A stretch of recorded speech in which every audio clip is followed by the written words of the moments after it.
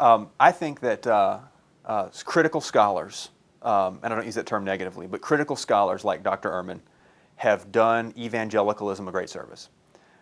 We have been, to our shame, actually quite lazy in dealing with issues, theological issues, inerrancy and canon. We haven't discussed those very precisely, and we haven't discussed them in a very robust way. We haven't had the hard conversations in a long time about those. And the same is true with textual criticism, with the manuscript evidence, with alleged discrepancies among the Gospels. We haven't done a very good job of dealing with those issues at all in our context. Seminaries, sure. Churches, not at all. And in fact, I think that's why the arguments, the critical arguments, are so often so persuasive. It's not because they're great arguments, although many of them are great arguments. It's because it's the very first time the student's been introduced to that. That the very first time a student ever heard that scholars doubt the long ending of Mark belongs in the text was in a classroom at the hands of someone who was very antagonistic towards the reliability of the Scripture, for example. And I'm not saying scholars who have an opinion should shy away from teaching it in the classroom. I certainly never would. But that's our problem. That's our fault.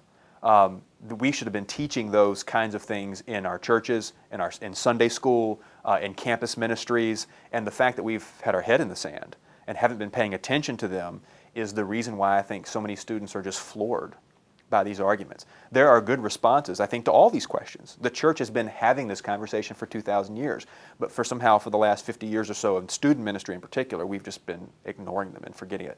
And I think that the critics, now that the critical arguments are making their way into pop culture, they're not leaving us with the option of ignoring them anymore, and I think that's good.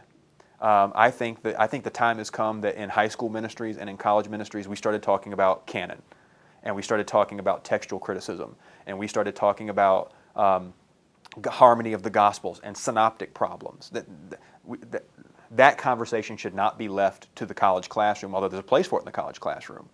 But that's the kind of conversation that we should be having with students in middle school and high school, from the pulpit, in our campus ministries.